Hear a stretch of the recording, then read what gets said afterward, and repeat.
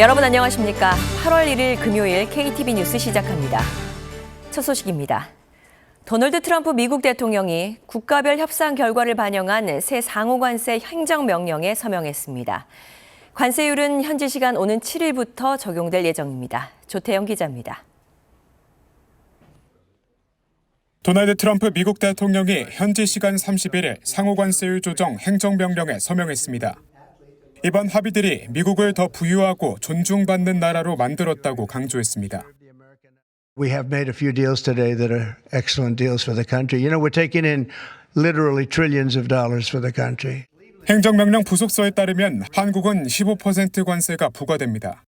당초 한국의 관세율은 25%였지만 조선업 등 산업투자 약속을 통해 전날 극적으로 조정됐습니다. 대규모 투자를 약속한 일본과 유럽연합도 15%로 하향됐습니다. 반면 캐나다 관세는 25%에서 35%로 상향됐습니다. 백악관은 캐나다의 보복 조치에 대응하기 위해 관세를 인상했다고 설명했습니다. 이외에도 인도 25%, 타이완 20%, 베트남 20%, 남아프리카 공화국의 30% 등의 관세율이 적용됩니다. 아울러 환적을 통한 우회 수출품에는 국가별 상호관세율에 추가로 40%가 더해집니다. 새로 조정된 상호관세는 8월 7일 0시 1분 발효됩니다. 백악관은 이번 관세 조치에 대해 미국 내 투자 확대와 시장 개방을 이끌어냈다며 수십 년간 지속된 무역 적자를 바로잡는 강력한 조치라고 밝혔습니다. KTV 조태영입니다. 이재명 대통령이 취임 후 처음으로 전국 광역단체장들과 만났습니다. 이 대통령은 균형 발전의 중요성을 언급하며 앞으로도 정책 결정과 재정 배분 과정에서 지방에 더 많은 지원을 하겠다고 밝혔는데요. 이 소식은 이혜진 기자가 전하겠습니다. 이재명 대통령이 한자리에 모인 전국 도지사, 시장들과 악수와 인사를 나눕니다. 대통령과 광역단체장들이 한자리에 모여 자유롭게 토론하는 전국 시도지사 간담회. 이 대통령은 지역 주민들의 의사가 국정에 제대로 반영되도록 지방자치가 상당 부분 자리 잡았다는 말로 간담회에 서두를 열었습니다. 사실 대한민국의 지방자치가 시작된 게 상당히 오래됐습니다. 그래서 상당히 많이 자리 잡아서 국정의 효율성을 매우 많이 개선하고 있다는 생각이 듭니다. 이 대통령은 이어 대한민국의 지속적인 성장과 발전을 위해서는 균형 발전이 지방에 대한 배려나 시혜가 아니라 국가의 생존 전략이 돼야 한다는 국정 철학을 전했습니다. 비수도권과 농어촌 인구 감소 지역 주민에게 금액을 추가 지급한 민생회복 소비 쿠폰처럼 지방에 더 많은 지원을 해야 비로소 균형을 맞출 수 있다는 설명입니다. 앞으로 국정 운영 과정에서 이런 원칙을 더 확고히 하겠다는 계획도 밝혔습니다. 수도권보다는 지방에 더 인센티브를 지급하자. 똑같이가 아니라 더 많은 지원을 해야 비로소 균형을 조금이라도 유지할 수 있다는 생각을 이번 정책으로 나름 시연해 봤습니다. 앞으로 국가 정책 결정이나 예산 재정 배분에서도 이런 원칙을 최대한 강화해 나가려고 합니다. 광역단체장들에게는 국민의 생명과 안전을 지키는 일이 국가의 제1책무임을 다시 한번 일러뒀습니다.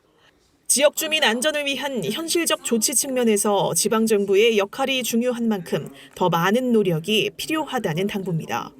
이 대통령은 한 사람의 생명이 우주의 무게를 갖고 있다는 생각으로 국민 생명과 안전을 지키는 일선에서 지금보다 더 노력하라고 거듭 독려했습니다. KTV 이혜진입니다.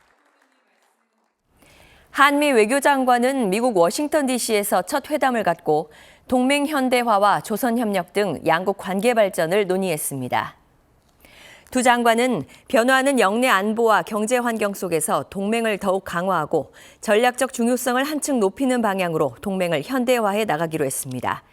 아울러 관세 협상 타결을 축하하고 조선협력 강화를 위한 범정부 협력 체계를 강화하기로 했습니다. 지난달 수출이 역대 7월 최대 실적을 기록했습니다. 관세청에 따르면 7월 수출액은 608억 2천만 달러로 지난해 동기보다 5.9% 늘었습니다. 최대 수출품인 반도체가 31.6% 증가하며 역대 7월 최고 실적을 기록했고 자동차는 2달 연속 증가세를 보였습니다. 같은 기간 수입은 542억 1천만 달러로 0.7% 증가했고 무역 수지는 66억 1천만 달러 흑자를 기록했습니다. 유엔군 사령부는 35명 규모의 뉴질랜드 육군 보병소대가 앞으로 90일간 유엔사 지휘 아래 미 육군 제2보병사단에 배속돼 한미 연합훈련에 참여한다고 밝혔습니다. 뉴질랜드 육군 보병소대가 한국군, 미군과 함께 실제 합동훈련에 참여하는 건 처음으로 육군 과학화 전투훈련단을 포함한 국내 다양한 시설에서 훈련에 참여할 예정입니다. 유엔사는 뉴질랜드 육군의 대한민국 파병을 환영한다면서 이들이 한반도 평화와 안정을 유지하려는 유엔사의 지속적인 임무를 지원할 것이라고 밝혔습니다.